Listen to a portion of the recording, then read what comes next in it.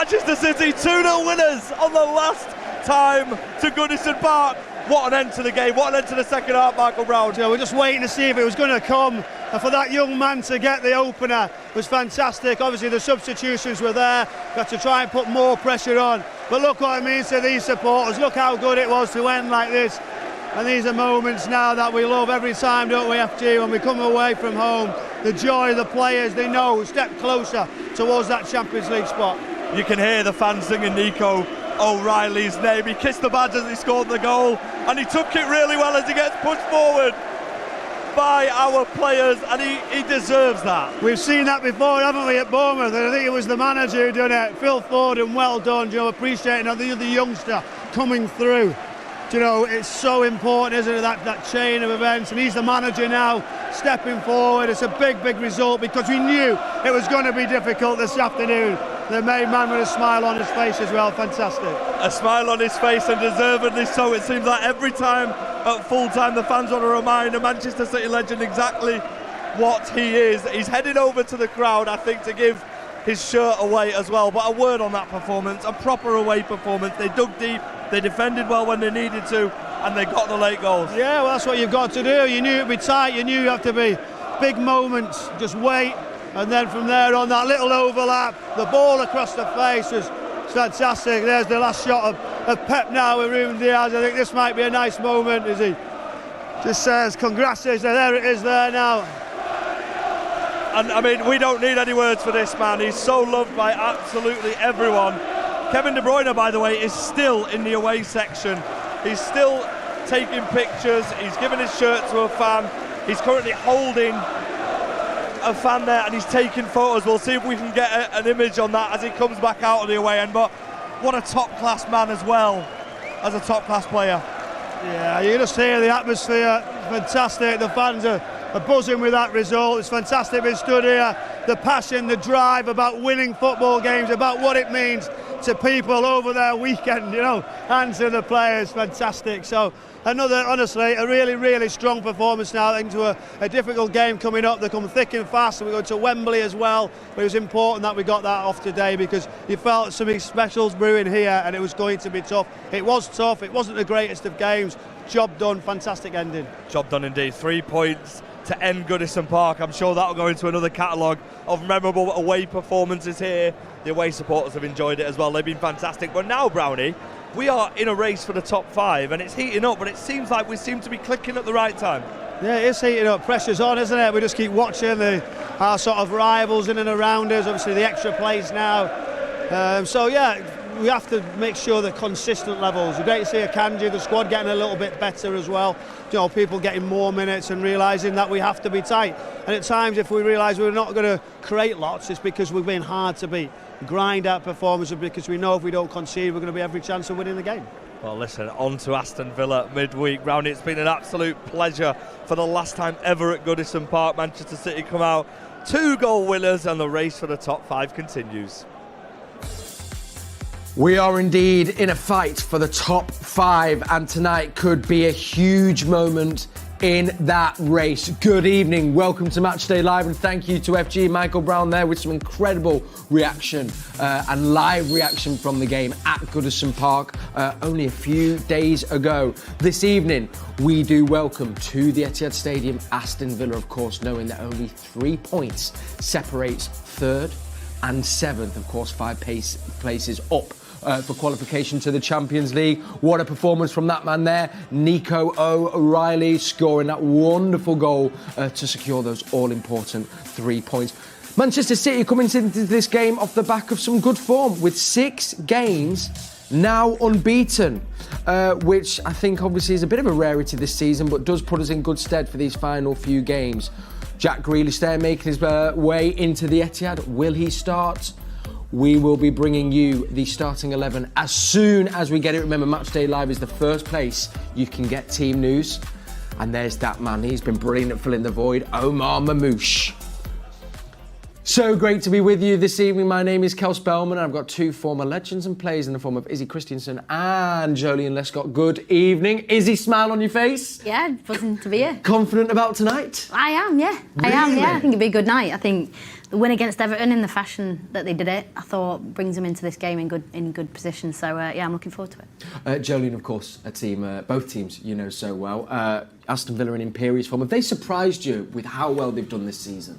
I wouldn't say surprised me because they've got a top manager, coach, great squad. I'm pleased that they're able to maintain it and fight on all fronts, whether it's Champions League and domestically as well. Probably they would have hoped to be closer to. I know they're right in the mix for the top four, but they probably wouldn't.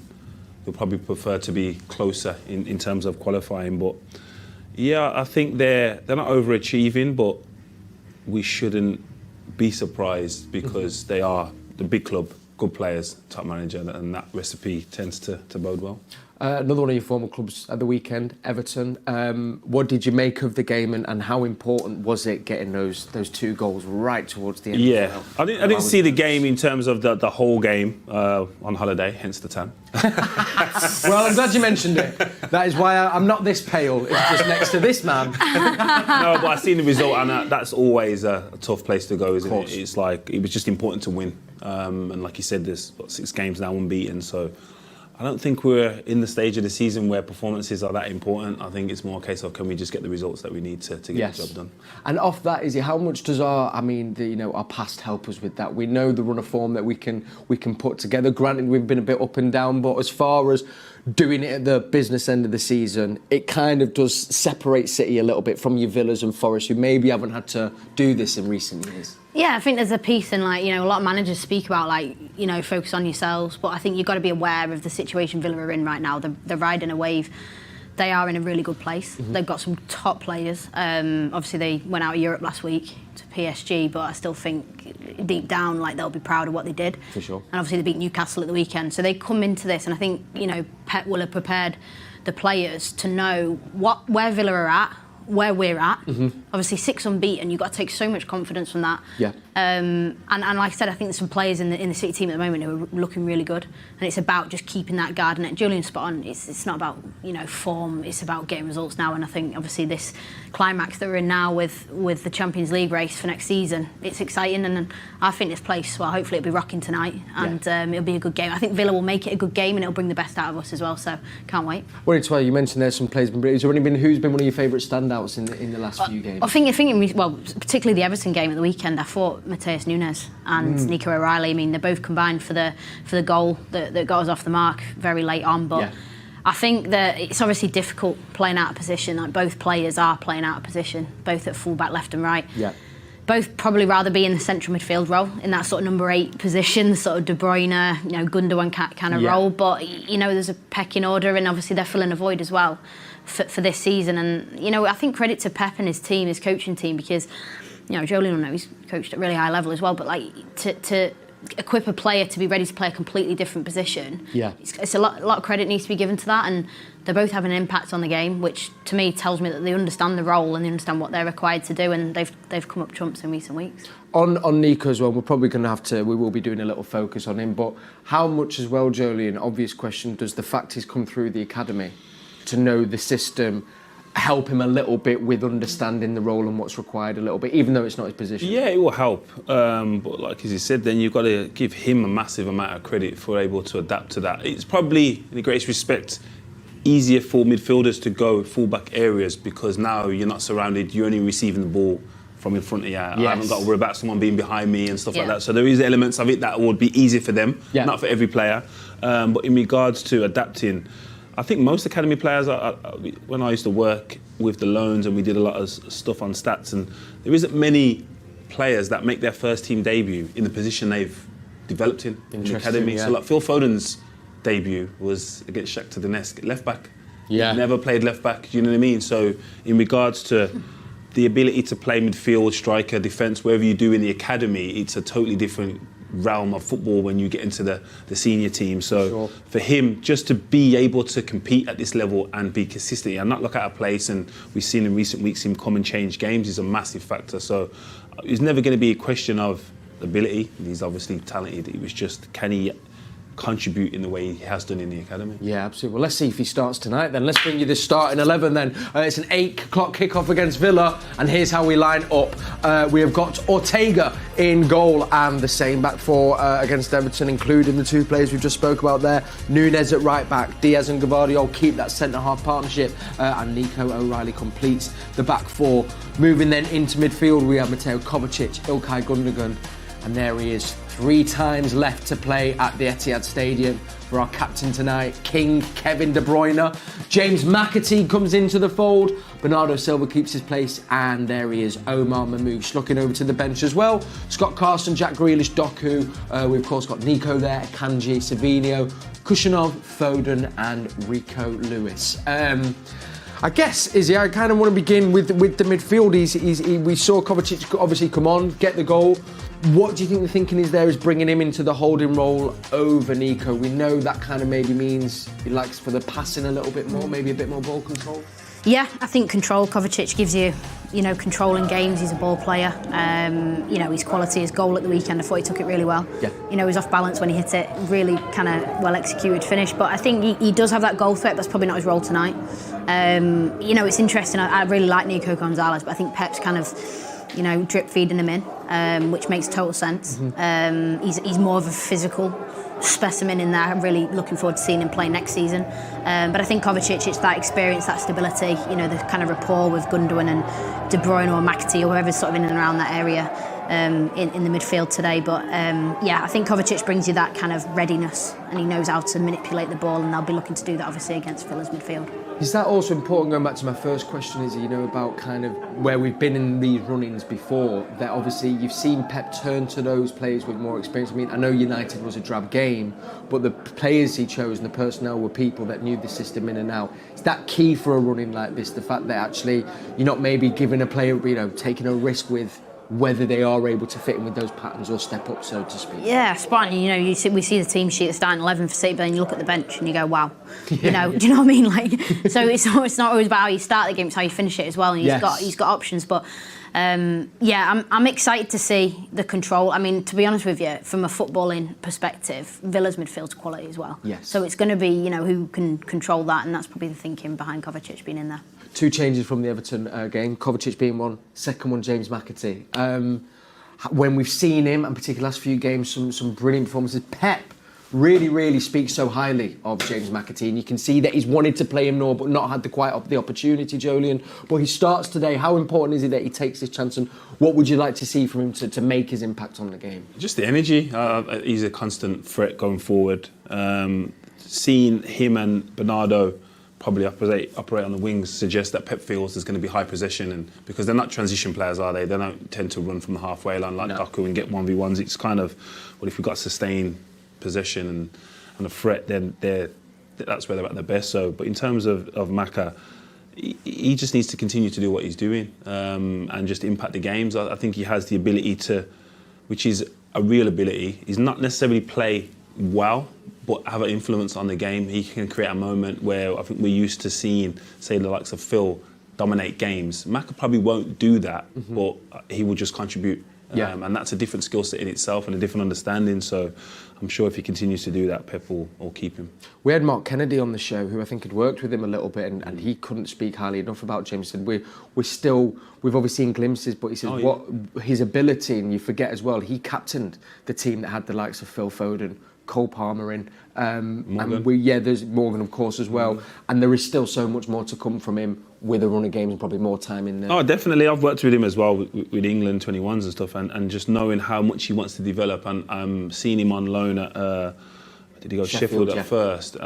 The transition for that was so big for his character. Having spoken to him, I remember the first game he played against Luton and got took off, and he was like, "Yeah, this is a lot more difficult than he realised," and then all of a sudden he's developed himself on and off the field, and as I said, he just wants to learn and wants to improve and get the ball in the areas where he knows he can create moments, and I think he did that a lot for Sheffield, and now we're starting to do that for us. Another player who I think he's been spoke about a lot online, but he's almost, dare I say, rolled back the years a little bit in that we have Ilkay Gundogan, who looks like the Ilkay Gundogan that went to Barcelona. These last 4 or 5 games, I think we'd all agree, don't know what it is, but he's just suddenly come alive and has been so instrumental in this unbeaten run of 6 games, is he? Yeah, there's no surprise that City put together a run like that, and Gundogan's starting to fire. Obviously, it's been not easy for him coming back. I mean, I'm sure he's delighted to come back to the club after the spell at Barcelona, but we've not seen the best of him. We've seen it in bits, but not throughout a consistent period. But he's top. He's such a top player. And do you know what? For his assist for Kovacic at the weekend, I actually thought it was a really bad pass to him. And it's not like Gundogan. He's normally the guy who's like, his pass appreciation is like top level, and he's rolled it into Kovacic with too much weight on it. Kovacic has ended up sort of having to sort of fall to the floor to execute the shot well. But now I think still an assist in the books, in it for him. For sure, that's it. Even when he does a bad pass, it works. Exactly. Yeah, well, that says it all. But yeah, he's smooth. He's classy, and hopefully he can get the team ticking tonight as well. Tactically then, looking at how Aston Villa, and we'll bring you that team news very, very soon, what will City's approach, do you think, be today to go against this very good and informed Aston Villa side? I think they'll have to be compact. I think the personnel suggests he wants the game to be compact, whether it is sitting a little bit deeper because Villa are a threat, but also have to be wary of the pace that Villa have on transitions.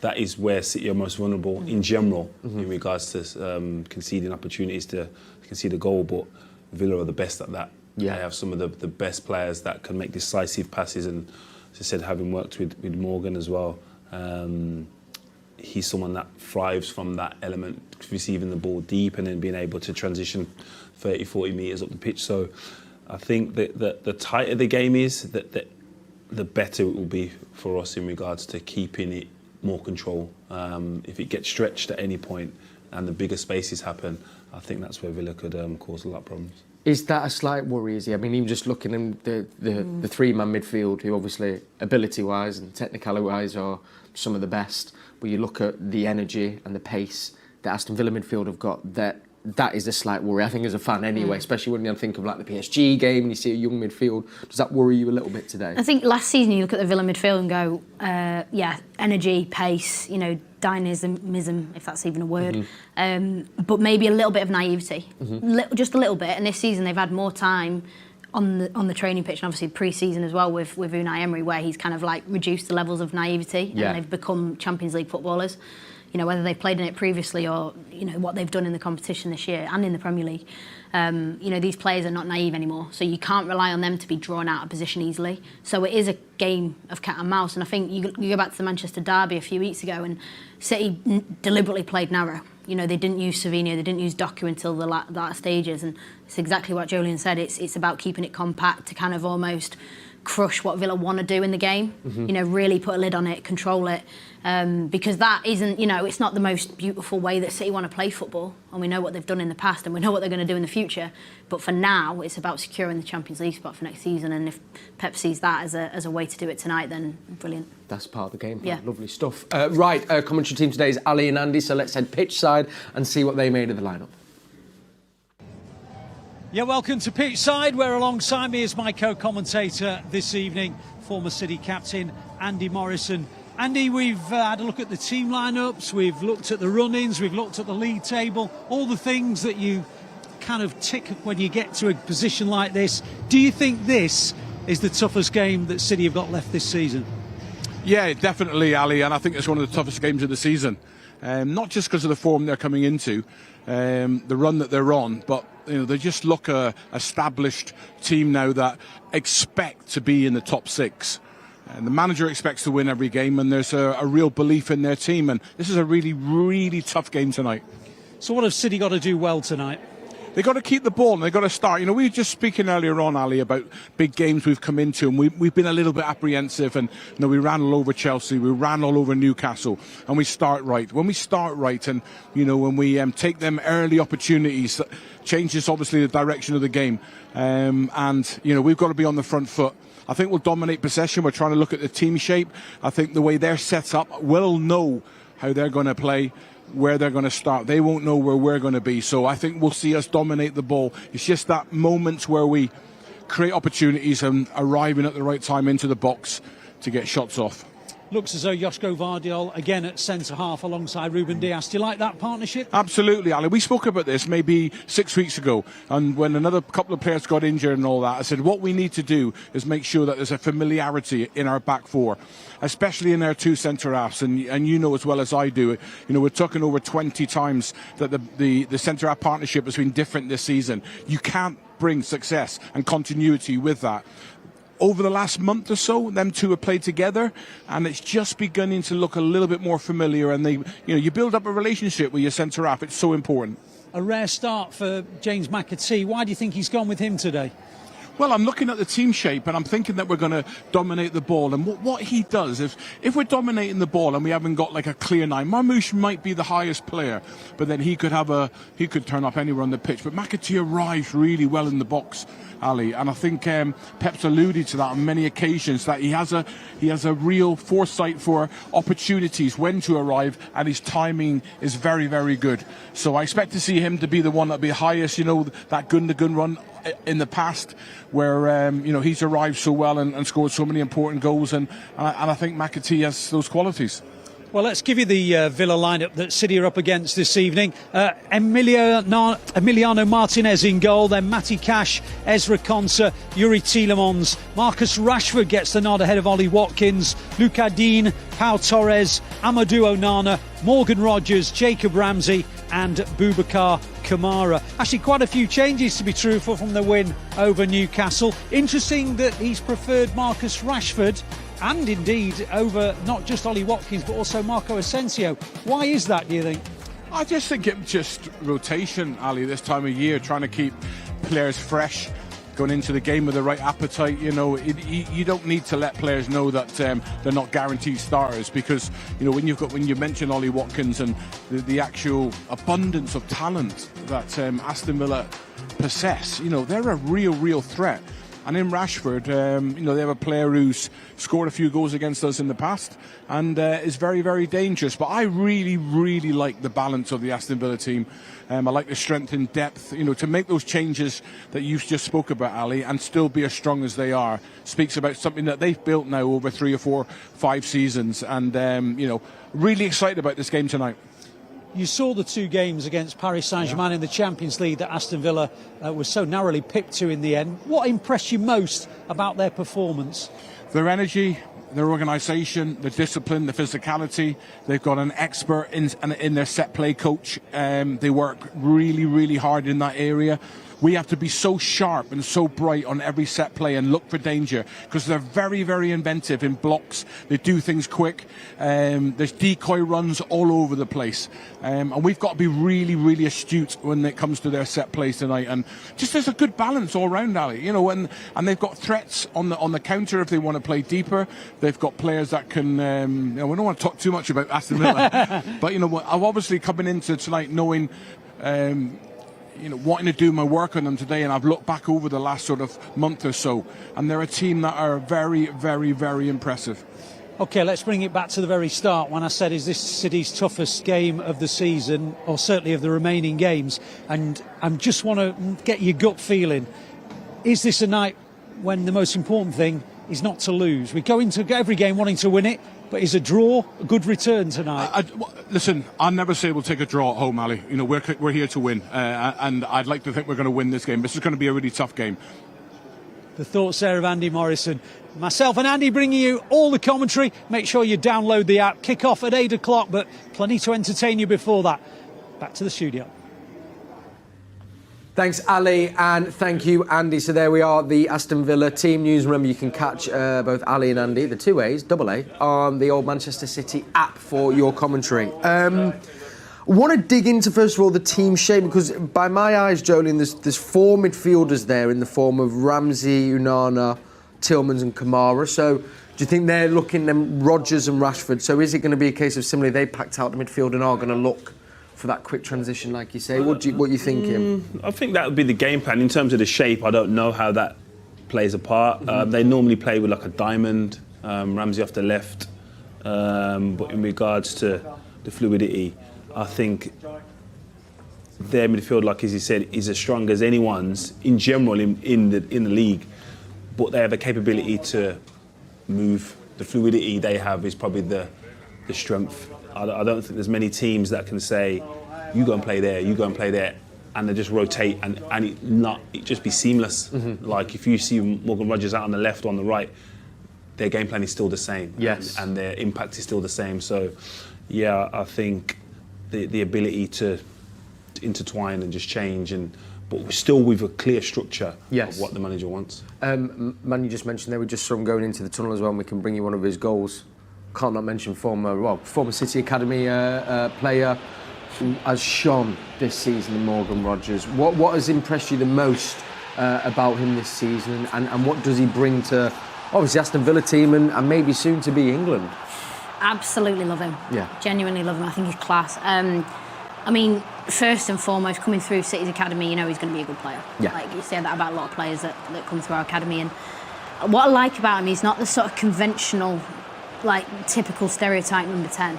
Like he's not, you see a lot of number 10s are either slight and quite petite, lean, and they're quite tricky. He's powerful. Yes. And he's kind of like leading, the pack in terms of that 10 who's got the ability to drive with the ball. He's a ball carrier. Yeah. He's got an assist. He's got a goal in him. And I just think his presence and his game understanding under a coach like Emery is going to just accelerate to even, new heights. So I think he's been a joy to watch this season. Yeah. Loved watching him play for England as well when he got the nod in one of the most recent squads. So, yeah, he's exciting, really exciting, and he'll be brilliant for Villa for the next couple of years. There was some interesting. It was an interesting interview he gave. I wanted to mention where he spoke about, because we as them fans go, he's tearing it up there at Villa. Why did we not keep him? But he even said, the player I am now, I wasn't at that point, when I was at City. And you look at the pecking order and the route in. He said he had to go away and grow, and he had to do that to get to where he's at now. I worked with Morgan when he was on loan and stuff here, so I'm aware that he wasn't this version that he is now. But in the greatest respect, City don't have the time and the patience in order to allow players to fail and learn on the job. If you're not ready at that moment in time, then your opportunities might be limited. Like, we're lucky there was Phil, there was Rico that were ready to go and compete at the time. And as I said, Morgan was always going to be a top player, but at the time he wasn't able to go and learn how to do that in our team. No, you're going to have to learn to do that over there. And by that time, the opportunity isn't there anymore because you've got Kevin De Bruyne in his prime. You know what I mean? It was like Phil Foden had to wait for David Silva to go a little bit in order for, you can't just put him in. No. You know what I mean? And say, go on, do what you're capable of. It's tricky, but he's a very mature young man. He's still relatively young, and as I said, the determination was there. And Morgan's definitely one that feels you get the best out of him when he feels the love, especially from the coach. I've worked with players like that and played with players that definitely see a different side to them from a more personal aspect. And again, I don't know if Pep had the opportunity to get to know the young lads. For sure. It's a winning business, and there is a development element to coaching, but at the top, which is where we are, it's less recognised. It's do the job that you're in to do, and we're trying to win every trophy. And as you said, it's unforgiving at times. And as I said, there's going to be the likes of Morgan, there's going to be the likes of Cole Palmer that we can always say, why? But they wouldn't have got them opportunities here. Because at the time there was players in their positions that they were operating in that were performing. And we'd never have seen that version that we're seeing now. Yeah. Another player in the midfield, and one is, you just said there, you earmarked at the start of the season. You know what you're talking about. But he's a player I've loved for a long time, but he's played every Premier League game. It's only him, and interestingly, Watkins, who's obviously had to step aside for Rashford tonight. I mentioned that in a second, but Yuri Tielemans, we've said it's going to be a key battle in midfield, and what a player in season he's had for Villa. Yeah, big fan again. Enjoyed watching him play at Leicester. I think, you could see his class. He's always, had class. He's a regular in the Belgian national team, which again, it's not an easy job to do with the midfield that the Belgians have got. The likes of one that knows this place pretty well, and obviously Onana. I think that's helped him as well when he signed for Villa at the start of the season. They played together a lot during the Euros last summer in Germany, and the two of them have got a good connection. I think Onana's given Tielemans a bit of a sort of a release. Now, Onana's missed a little bit of the season, through injury, and he's not always played under Emery. He's had to earn his stripes, but Tielemans is probably one of the first men on the team sheet for Emery, I'd say. And love what he does. I love the sort of, I don't know how to describe it, but he's got that little bit of class. You know, he's willing to try a through ball with the outside of his foot because he knows he backs himself. He's got the talent to do it. He's got that kind of magic about him, and he's been brilliant to watch this season. Yeah, as you mentioned, that magic as well. Scored some wonder goals this season. The player who'd also started all Premier League games bar this evening, Watkins, and obviously he's said some interesting comments this week. But before that, gone for Rashford. Do you thinking there is the pace, or why do you think maybe he's up for? It can't be the pace because Watkins isn't slow. Do you know what I mean? It's got to be something else. It might even just be the FA Cup game on the weekend. Like, you're not playing here, and I feel Ali was right in what he said. Yeah. Not because he said it, because he said he'd already told the manager, and I'm okay with that. If you're the first time you're hearing stuff is on TV, then I've got a problem. Even if it's in reverse, if the manager's airing his views after a game, I'm like, well, tell the player first. For sure. Because it's less, you know what I mean, less confrontational. But in regards to where Villa are, like, this is a massive game for Villa today, massive game. But they've got an even bigger game on the weekend. Yeah. Like, they've got a semi-final. So if he's disappointed tonight and he plays, that's what comes when you're competing at the top. And I'm sure there's players on our bench that'll be gutted, i.e. Jack, like, playing against Aston Villa. But if he starts then the weekend, you can kind of look past that and be like, yeah, well, this is a massive opportunity as well. On them comments as well, it feels different as well when he says them after putting in the performance that he did at the weekend. I think he maybe feels a bit, you know what I mean? I think it gives you a platform to say it. Yeah. If he doesn't get man of the match, does he say it? Yeah. Who knows? Probably not. But in regards to that, I'm just saying, I'm glad that he'd already aired his views to the manager first. So then it's not a kind of a drastic thing for the manager to hear. Yes, I'm sure he's probably asked to answer questions about it in the press conferences, but the fact that you've said it to me means that it's okay now for everyone else to hear it. Another player, of course, who's one of the first names on the England team sheet as well, and Konza is making up a very solid Aston Villa defence. We've got Omar Mamouche playing down the middle. What will they have to do tonight as a defensive unit to try and limit City? The fact we've not gone for wingers as well tonight, is it? I have to contain Marmouche. Again, a player, you know, he's had to learn on the job. He's come straight in, playing down the middle. Is that his best role? You know, we don't know. I like him off the left. I like him off the right. I think, again, he's a player for next season, but this acceleration he's getting right now in this team down the spine of the team, I've liked what I've seen. I don't know what you think, Joleon, but I like it when he comes in deep. You know, we've seen it with Haaland, but you need runners beyond. And I think Marmouche has got that little bit about him where he sometimes, his movement and how dynamic he is, he can actually just create a second ball. Yeah. Where, like, you know, De Bruyne will pick it up, Gundogan will pick it up, and sometimes their best moments come from those pieces anyway. But yeah, big night for him. Two, you know, solid centre-backs, Pau Torres and Konza, you know, two, you know, good partnerships there. So big night for him. Yeah, big night indeed. Well, as you mentioned, both of you mentioned, we know how important tonight's game is in the race for Champions League qualification. Let's take a look at the league table. This is how it currently stands. I mean, this has got to be one of the most exciting Champions League run-ins, since I can remember. The fact as well, remember, 5 places are qualifying for the Champions League because of the points the English teams have managed to garner in Europe. So we can see there, 3 points separate Forest in 3rd to Aston Villa in 7th. So Villa can go 3rd? Villa can joint 3rd. Can go joint 3rd this evening, just only on goal difference with a win tonight. I mean, it's pretty hard to call. We can bring the final run-ins of everyone's fixtures in a second, but it's so tight, Joleon. Obviously shows how key tonight is. Ali Man asked it, as much as we should be winning at home, is it also important not to lose?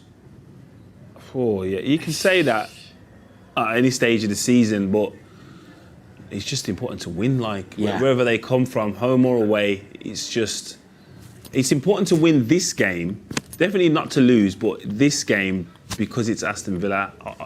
If you're not losing against Bournemouth, Fulham or Brighton, in the greatest respect, that's a different factor because they're not competing for the same objective. Yes, yeah. Villa go above you, so it's definitely important not to lose today. Yeah, but it's more of a must-win. Yeah, I don't know. I don't know if it's more of a must-win. I just think it deflates their hopes. For sure. The momentum of the impact of the defeat would be greater than probably the result. Yes.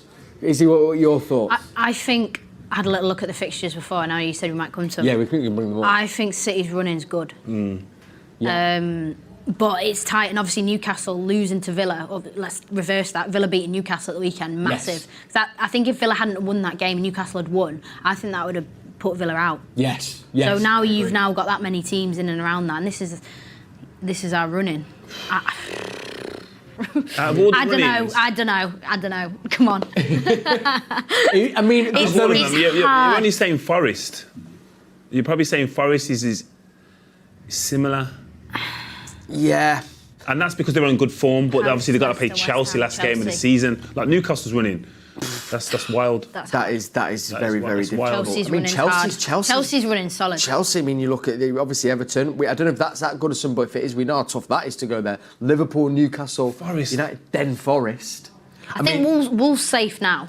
Right, so let's say we beat Villa today. Yeah, Wolves Wolves are are safe. Yeah.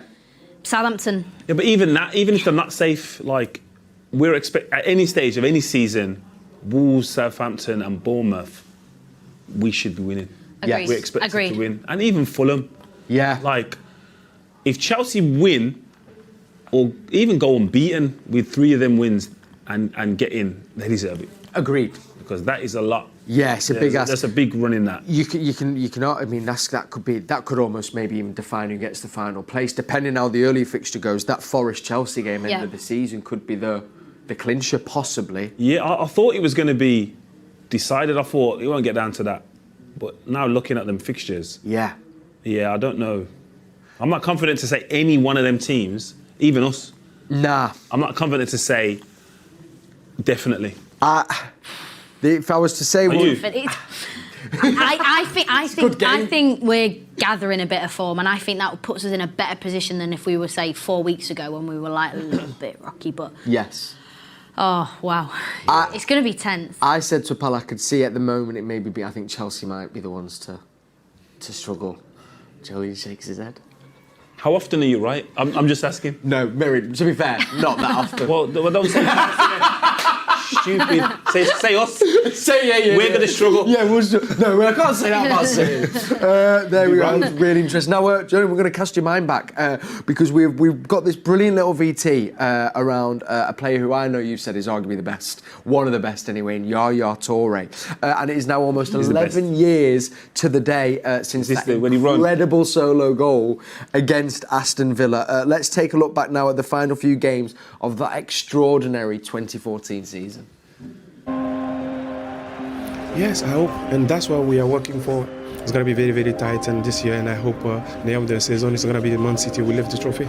A very warm welcome to Old Trafford for the 167th Mancunian collision of United. My duty to come in England is to come to this club, to make this club shine, and Manchester have to be blue. They look at me like that, they say, look, this guy is crazy. And now they know I'm true, I'm right. Yaya Touré makes it 3. The way Touré moves through the lines, he plays much more like a very technically gifted, low centre of gravity number 10 than he's like 6'2", 6'3".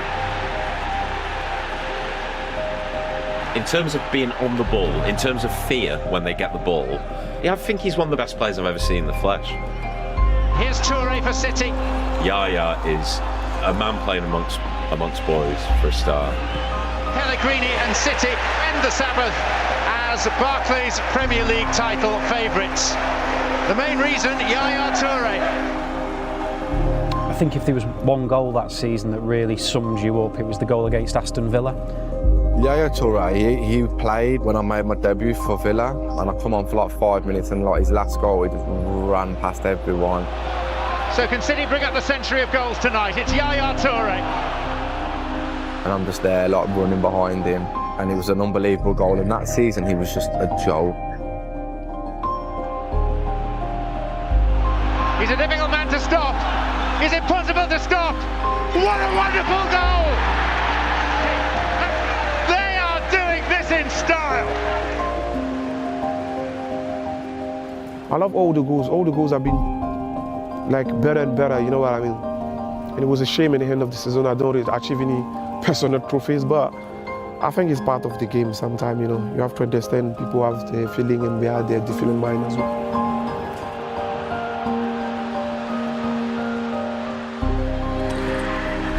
Wherever you are on the planet, welcome to Manchester for one of those afternoons in the English sporting year when time stands still, the nation stops, and together we are transfixed by the climax of the Barclays Premier League season.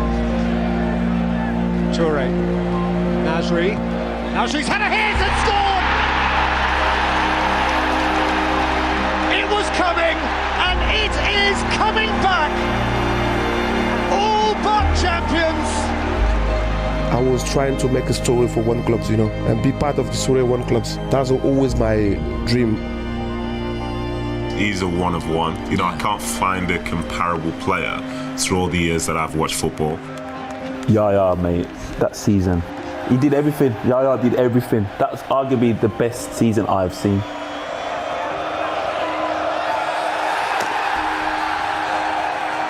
I think it's not only me, with the help of all the lads around, I think we married and it's perfect. Special VT. Wow. He's the best player. Best player you played with, yeah.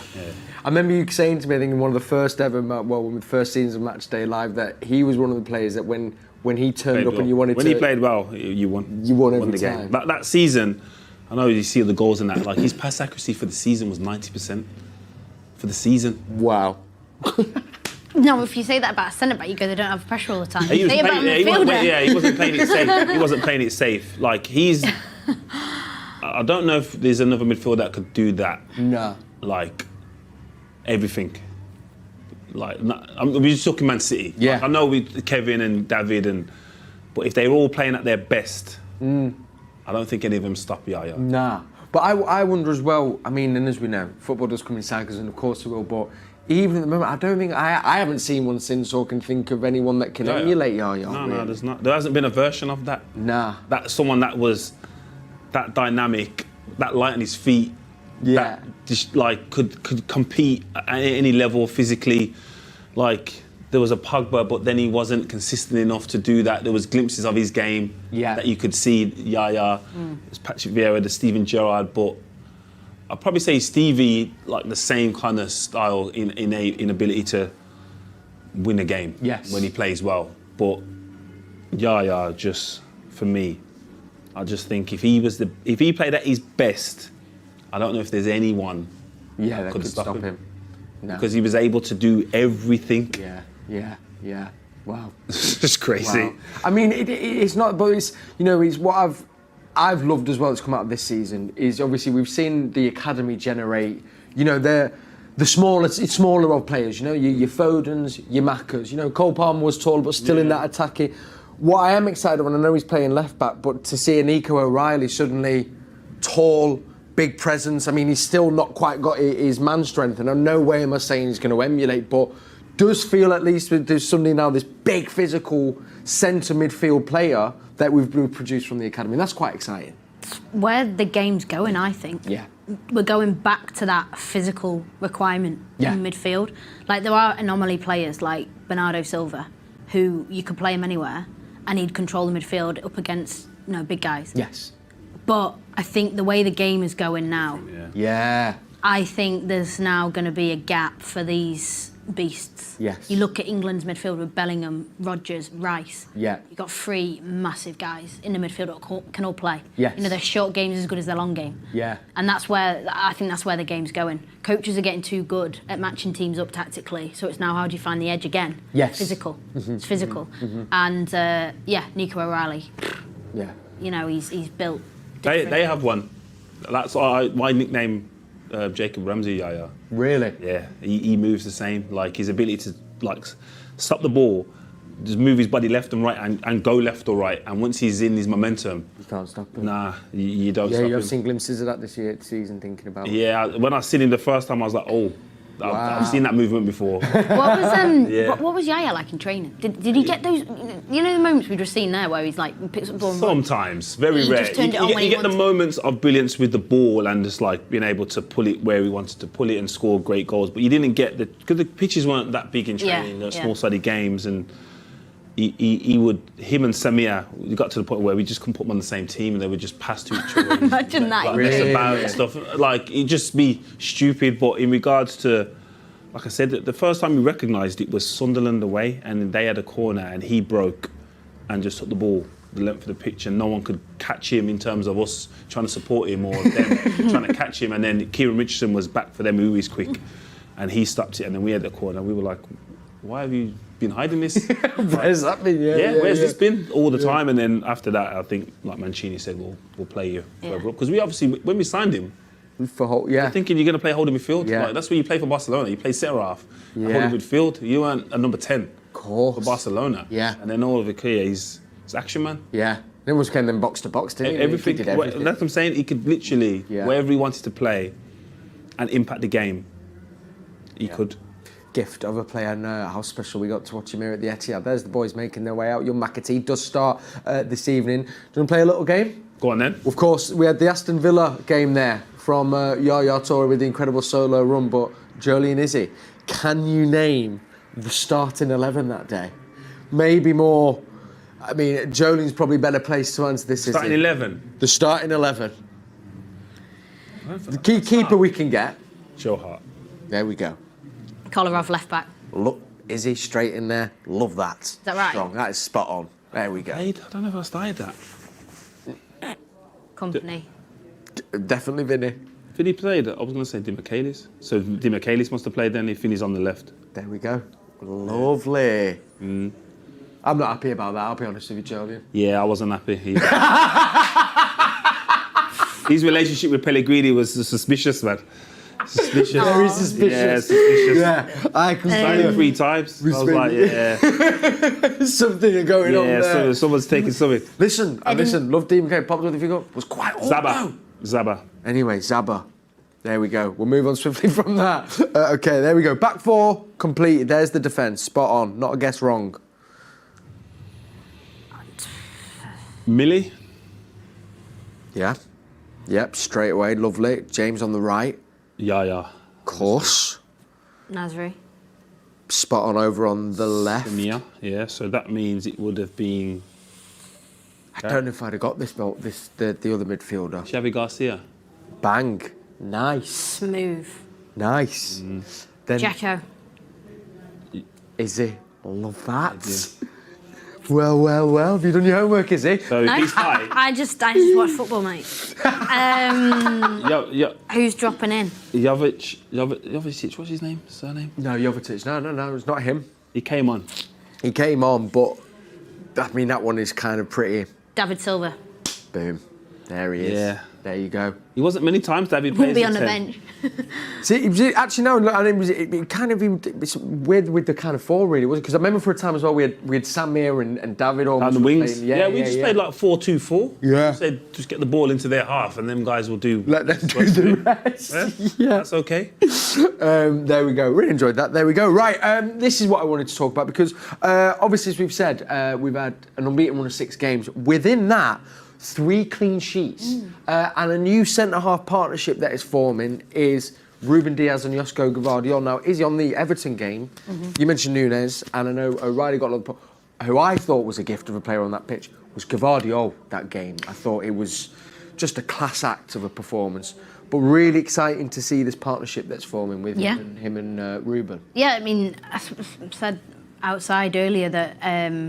the recruitment that City make, when they bring players into the club, like, it's for the long run. Yeah. And, these 2 guys, Diaz strikes me immediately as a leader. Yeah. Before I think of him as a footballer. Like, he's commanding.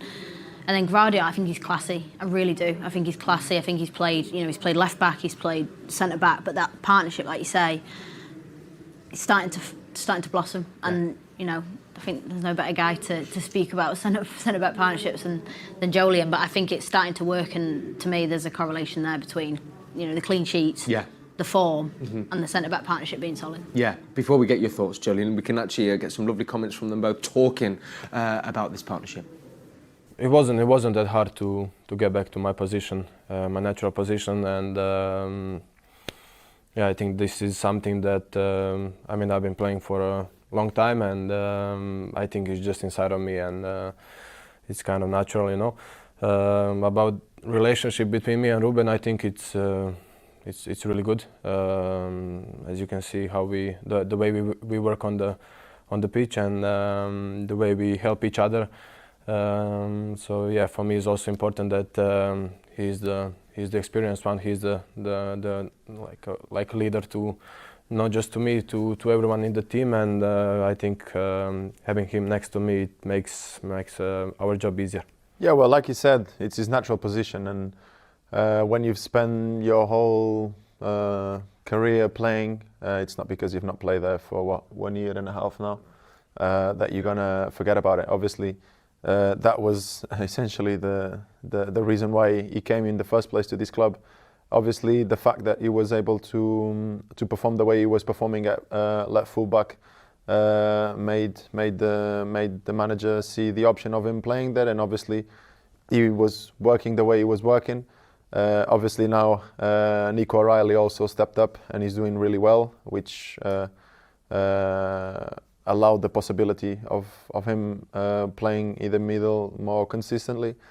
But it is what it is, and I believe everyone knows how good he can be and how good he is already. And I mean, when you have this level of quality and you're able to mix it with good communication and responsibility and ambition, I mean, things gonna work out anyway. Some great comments there from both Ruben and Gvardiol about each other. Joleon, obviously you're the best placed person to ask about this. How excited are you about this partnership, and what have you enjoyed watching them two playing alongside each other? Because as we know, Josko's not a chance to play his natural position. And I think that's the key. I think we're not surprised by Ruben's level of consistency and his capabilities there, but I think we've all been, I've been waiting to see Josko play there. As good as he's done left back, I definitely see him as a centre half. Yeah. And what has impressed me is his composure or his recognition not to play it the same way. I think we see him as left back and he scores goals and he's forward, but he recognises what the role of centre half is. He's not trying to emulate elements of that. Yes.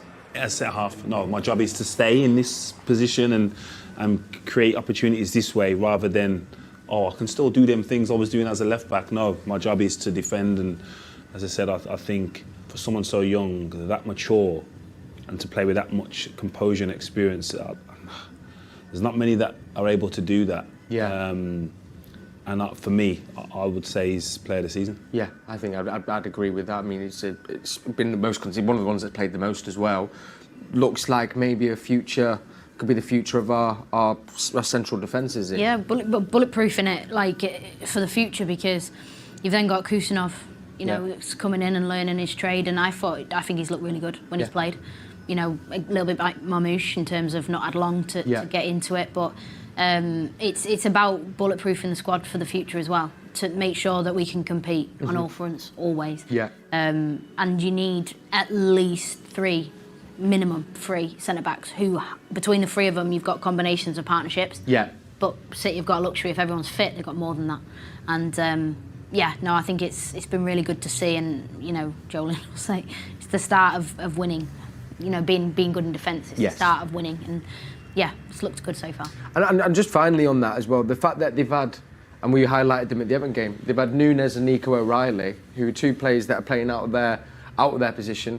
Partly probably why it has worked is because them two have been able to talk them through the game, I'm guessing, and has allowed them to be as good as they have been in them positions, because you've got them two at the back. Yeah, I think obviously, and the system. I don't think these players are. I don't think that this generation is as vocal as, say, ours. I think they understand what their requirements are. So you're asked to do these things in these scenarios, execute. So the experience of having them two definitely would help, but I don't think it's like a Vinny scenario where he's talking you through the game, and it's different. I just think you can lead in different ways, and I think these guys do that. But in regards to Gvardiol, I'm so impressed with his maturity. Yeah. That is underrated, to play with that much maturity at that age. Yeah. Similar to Saliba, I think he gets the credit for that, and he hasn't, due to him playing left back. Yes. But the longer he plays centre half, I think you're going to recognise, he's the real deal. Yeah, there's the plaudits. Let's play another game. This is, of course, in celebration, of course, of King Kevin. I don't like to say it, but there's only 3 games left here at the Etihad, but a few more to be enjoyed still. So we can do games around it, and we had a little game of Tenable not too long ago, so we're going to bring it back. But this is for Premier League all-time assists. Okay, so we have a list of we have the pyramid there. And we need you to name the top 10 Premier League all-time assists. He's up there. Well, he's up there. Do you want to see where he is? Should we just get him in? Get Kevin. I think is he third? Let's have a look. I can tell you, this is... Second. So I'm going to say then, now, due to games played, Ryan Giggs. Okay. Yeah, Giggs is up there. Here we go. Let's have a look. Ryan Giggs, number 1. Cesc Fabregas. Here we go. Boom. Lampard. Okay. Lampard from Izzy Christiansen. Lovely. Here we go. Down at 5th. I'm just saying now, you can liberate. Mark Kennedy and Paul Dickoff did this without one wrong guess. Not on Premier League assists, but the game of 10. I'm just saying. Yeah, but it's a different game. What was their topic? What was their topic again, Gallery? Football related. It was goal involvements with a player. So the 10 players that he had the most goal involvements with. That's easy. I bet David Silva was up there for that. He was up there for that, yeah. Because he didn't get as many assists as we think, but he had a lot of what we call pre-assists. In goal, yeah. Goal involvement. Okay, so you got to say Scholes has got to be in there, surely. No. You want to lock in Scholes? That's a no, isn't it? No. I can tell. So who else we got here? Well, you've got the top 10 Premier League assist makers on there. Who else we got here? Here? From I bet people at home are shouting, I wish we could hear them. You've got 2 more in here that played for City. David Silva. I'm going to put him in there. And I am. It's wrong, innit? Spot on. Oh, get in. Down at number 6. Get in. That's not too bad, actually. David then. Another one here. One more has played here, yeah. James Milner.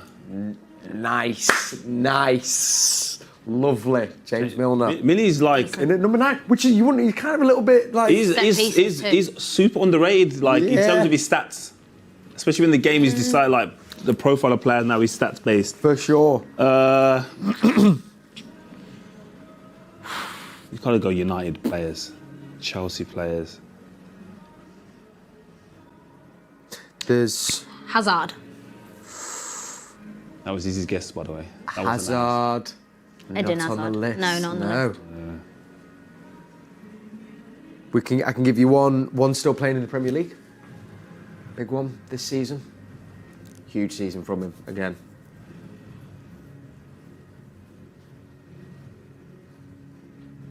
Top goal scorer this season. Salah. There we go. Only number 10. So, and numbers-wise, so Ryan Giggs is at the top with 162. Salah's had 87. De Bruyne's 119, 111. Okay. Lampard was 102. Someone in between Lampard and Fabregas, but only 1 assist in it. But all around that time. Henry. Not Henry. There is a former Arsenal player on here around that period. I think how long was Bergkamp there? Dennis? Do you want to go for it? Yeah. There he is. Yeah, in between Nice. Lampard and Silva. 2 left to get. Can you give us the clubs? Okay, one. I'll give you. Do you want me to give you both clubs? One is United and one is Liverpool. Beckham. It's not Beckham. I was going to say Beckham. One is Liverpool. Steven Gerrard. Gerrard, yeah. Boom. Steven Gerrard in at number 8. And number 4. United. Rooney. There we go. Wayne Rooney. 103. So just got 1 more than Frank Wow. Lampard. Some list that though, innit? Ugh. Wow. All right, lovely stuff. Let's take Average it players. So, but you stopped a few of them in your time, Joleon. Maybe not. might be as late as you think. Right, now one of our partners, and actually myself and Joleon were lucky enough to do some work with them very recently, is Xylem, of course, our official water technology partner. Well, they have got this brand new initiative which is inviting City fans to take the water score. It's a great way in which you're able to track your water usage. They're asking you to play your part and play smart. It's all part of this big campaign they've been doing. And they actually have got involved none other than Manchester City fan Jason Manford. We're City. We don't mess about. We do things smarter.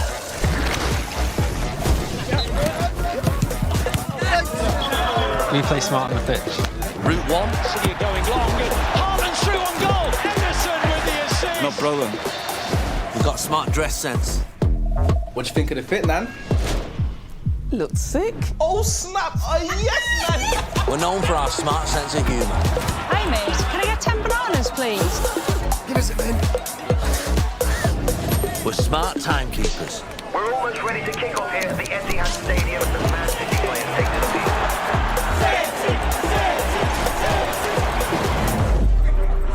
field. We've got smart taste.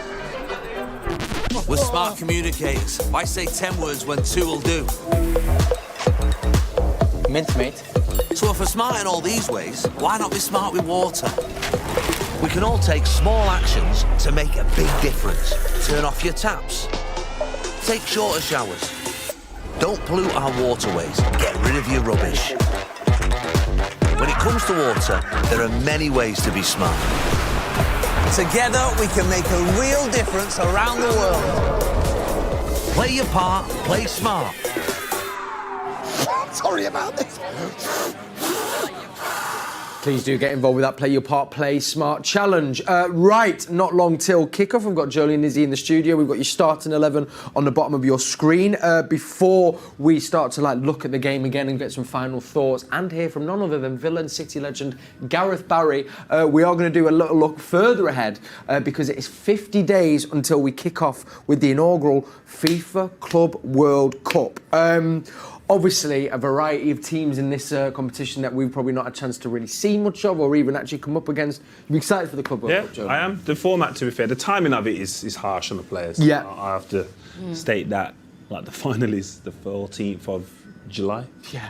It's kind of wild that. Later than any World Cup or Euro, so that's harsh. But in terms of the format, yeah, I'm excited. And again, it's the stage of it in terms of the dates. I don't understand the enthusiasm from the players. I think you're giving them a break to then literally switch off. Yeah. I think if it was close to the season, then there's an opportunity there. Just adrenaline is still there. Do you know what I mean? Yeah. But it's football. So any summer with football is good. Yeah, true that. I mean, as you say as well, it's going to be difficult. But I guess as well as maybe within that, there's the chance for maybe younger players to come into the fold, and it's actually quite, because it's so new for everyone, no one really knows what to expect or how it's going to go. Yeah, exactly, and like you say there, I think great opportunity to use younger players, get them ingrained in the system, and this season's been, probably not how we planned it to go. Yep.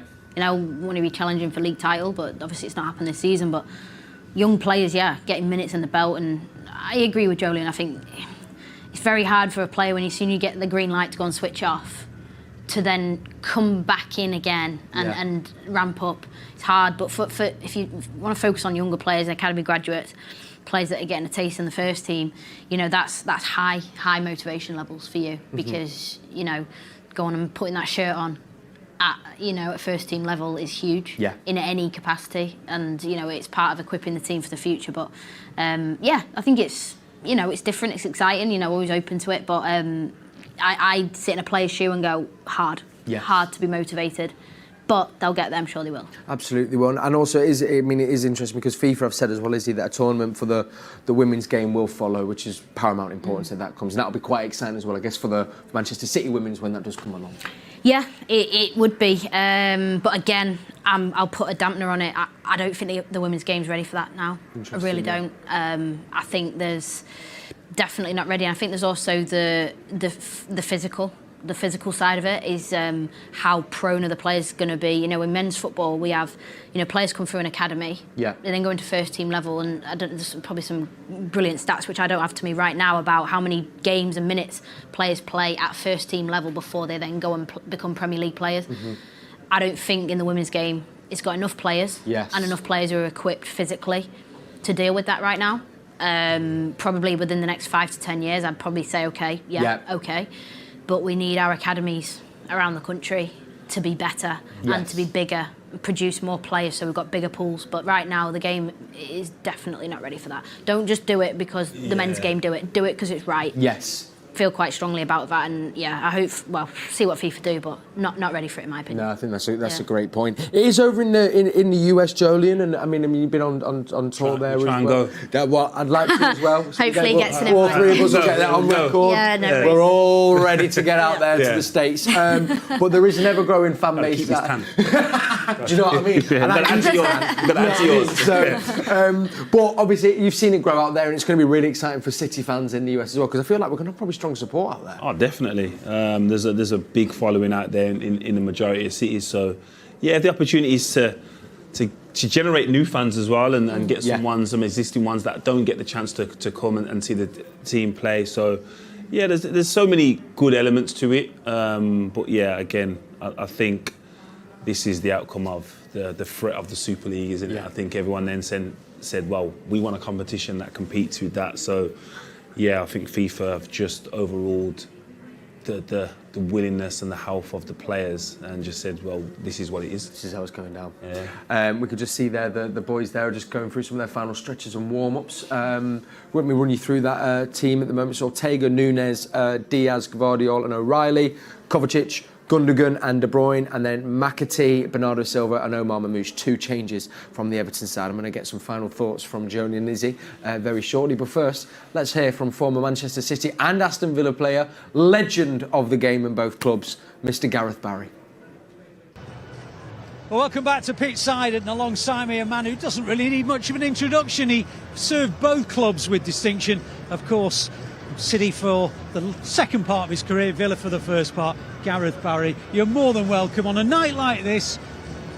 Does it feel strange? Have you got a foot in both camps in many ways? Yes, I was driving up thinking about it, because normally when I watch my old clubs, I'm thinking, right, and they play against each other, who needs to win more, who needs the points? But today it's a difficult one. They both need the points for the Champions League spot. But no, I'm expecting a great game of football, both in real good form. Villa are really good form, won their last 5, and Man City have obviously just started getting to going together, and generally at the end of the season City know how to win games, so I'm expecting a good game. Was it always strange when you met Villa for City? It was the first few occasions, because I was there for so long. Going back to Villa Park was always tough, but that is part of football and you get used to it eventually. But it's always tough playing against your own club, old teammates. Just coming back here and seeing old people, it can be strange. When you reflect on both clubs and when you served both of them, what are your main reflections about playing for Villa and playing for City?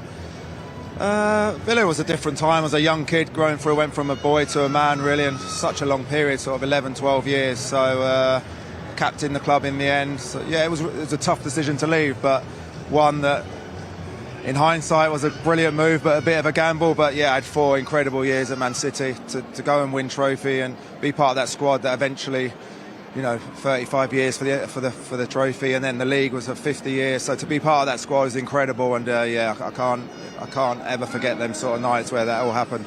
When you obviously had the decision in front of you, was it still a wrench, even though you knew things were happening here? Yeah, it was the start of it really. There was a bit of a gamble because they were promising me names they were going to sign, but you know in football sometimes things don't always work out like that. But it didn't take me long to settle in, and I've always said and still say today, the fans here were so patient because they knew the expectation outside, but inside the Etihad they were really patient and they allowed the players to go and achieve what they achieved in the end. When you look at where Villa are going at the moment, do you see similarities between the early days when you were part of City and they were growing to what Villa are doing now? Yeah, they're at that pivotal stage really where they just need to kick to the next level. Obviously Champions League qualification and then to compete to the quarterfinals against the top teams in Europe, they're not far off, but doing it year in, year out is a different sort of level, and that's why tonight's obviously a massive game for Villa as well as Man City. City have been there for a number of years now, competing at the highest level. Villa aren't far away, and you look at their squad, and it's a very, very good squad. And when you look at a game like this, on the surface seems so difficult to call. Does the Etihad tilt it in City's favour? I think so. I was speaking to my son on the way up really about how I think the game's going to go, and you look at City's record at the Etihad's really, really strong against Aston Villa in recent years, so that's probably going to tip it in their favour. But Villa have got a different sort of team now. Even looking at their bench, the options are incredible. But Man City's as well, so it will be a good game. But these tight games, the home fans can make a difference, and I've heard Pep on the radio asking for that bit of help as well, so that will be key tonight. Just one final question I've got to ask you. On nights like this, is this when you really miss playing and being in the dressing room? I think so. This is one of the reasons I probably don't come and watch loads of games, because it helps you not miss it. But yeah, the atmosphere is why I love playing football. There's nothing better than playing football, winning a game of football and celebrating with your home fans or away fans. That is what I really enjoyed about playing football. Well, it's always a pleasure to see you back at the Etihad, and the fact that you're both adored by both sets of fans must tell you must have been doing things the right way during your playing career. Hopefully, yeah, hopefully. That's why you're not going to ask me to score prediction. No, I'm not. I'll leave that to your son, maybe. Yeah. The thoughts there of former City and Villa player, of course, Gareth Barry. Back to you in the studio. Thanks, Ali, and so great to see Gareth Barry there, pitchside, legend of the game, and also, I mean, Joleon as well. I didn't read a bit of an inspiration for you growing up as well. Yeah, played alongside my brother at Villa, but yeah, like going to watch Villa as a Villa fan. He was like the left side centre half, a young one, and so he's only like 18 months or so older than me. But in regards to like a real hero, he was one of them. Like someone I admire as a footballer, but obviously know him as well as a friend. So. Great human being. Yeah, one of them players as well. When you ask for anyone's starting 11, his name is usually... He's in there. Yeah, his name is usually on everyone's. Izzy, big old game tonight. I mean, not long till kick-off as well. Obviously, there's going to be no conversation needed for how much motivation is needed for the players. What do you want to see from this starting 11 tonight and the players that come on to try and make sure they get those huge 3 points? As we know, only 3 points separate third and seventh. I want to see authority. I think the players will know. They know what Villa are good at. They know they need to contain them. But it's also about bringing your own, piece of magic as well to the game. And they're going to want to contain Villa. They know they're on a bit of a high at the moment and put on a big performance for the fans. I think, this club, it's not been where it's wanted to be at this season. But the fact that they're still in the semi-final of the FA Cup, the fact that they're still competing, for European football, says a lot about a club in not a good place, apparently. It just goes to show, how brilliant the foundations are here. Yeah. And it's a good opportunity today to show Villa who we are, what we are, how we do things. And I think that putting that authority on the team tonight, I think will be a big statement. We're coming into this game in a great run of form. We've managed to get onto a 6-game unbeaten run, a few clean sheets in there as well. Who are going to be some of the key players, do you think, to influence the final result tonight, Joleon? I'd say the midfield and the fullbacks, due to that being the biggest threat of Villa. And I think if we can contain their threat, the better chance we have. Like I said before, I think that the more open the game becomes, the harder it gets for us, and the more confidence they get. So compact performance. Again, whether that's in and out of possession, just make sure it's compact, and we're working as solid units. We've probably seen as well, I mean, a few more teams have probably gone with a little bit of confidence to come at City a bit more, but this is a very different proposition in an Aston Villa team that have had a great Champions League run, can see how close they are to this top 5 and the quality of players they've got. They can hurt us tonight, so we're going to need to be not only, trying to get a goal, but solid at the back. Yeah, we need to contain them, give them the respect they deserve. They've been brilliant all season, they've been brilliant last season. Great campaign in the Champions League this season, but I think it's about the control, and it's about how well can we operate, knowing that Villa are hungry, because there's jeopardy in this for Villa as well, massive jeopardy in it. So use that, push them. The amount of experience in our starting 11 is ridiculous. They've got the tools and the equipment on the pitch tonight to deal with those high pressure moments. But it's about stepping up, using the Everton win, bouncing back off that again, using that momentum and going out there and enjoying it, put a show on for the fans. You know, it's massive club, massive day. I mean, what better night playing on I would say it's a summer's night, but we're not there yet. But you know, these are the games that you want to be playing in, and hopefully it's a brilliant night. And on that, I mean, just a word on James McAtee. I mean, it must be great as well to know the trust that Pep has, the fact you've been chosen for such an important game on a night like tonight, Joleon, for someone again who's come through the academy. And maybe not at the minutes he's deserved, which Pep has said. But that's the thing. I think it would be more warming due to the fact the way he knows Pep selects his teams. It's not just based on a position. It's so many factors he considers. So the fact that he would have had to train at a certain level to be picked ahead of some of the names that he has done. And as I said, there's no lesser games at the moment. Pep spoke about all of the games being cup finals now. So important. So if you're selected for any reason, you've got to take a lot of confidence from that. Absolutely. Well, not long to go, so I guess it's me time now to get some predictions from my guests. I know that's very hard for you as well, Joleon. Obviously, love and loyalty to both clubs. So, Izzy, I'll come to you first. What are you thinking? 2-0 City. 2-0 to Manchester City. Take that. Yeah? I'll take 2-0. Were you going to say that? I'd take a 2-0. I'm going to say 1-1. Take a 1-1? No, I wouldn't take a 1-1. Oh, you're going to say a 1? What do Sorry. I think? Yeah, I'll take 2-0. I would take a 2-0 as well. Yeah. 1-1, really? Yeah, I see both teams scoring. Okay, well there we have it. And as we do love to see, there he is, the man himself, Rodri, giving some final thoughts as well. It's so great to see him in and around the squad. Right, I've loved being with you this evening, Manchester City fans. Now you can head over to the app for your commentary, or wherever you are, you'll be kicking back to watch the game. Massive thank you to Izzy and Joleon. And once again, thank you to you. We'll be back at half-time as always, then back at full-time. Thank you for watching. Last thing for me to say, my friends, come on City.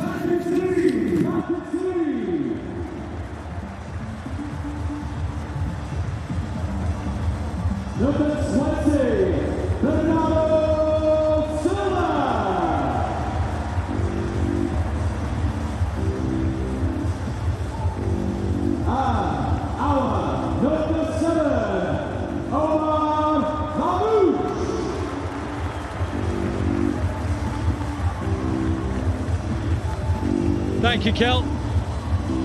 Welcome to the Etihad Stadium.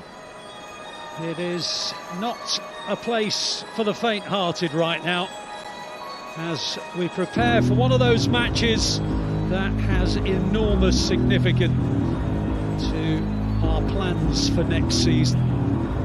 Teams like City expect to be in the UEFA Champions League. They have qualified for it every year since their first back in the early 2011 season.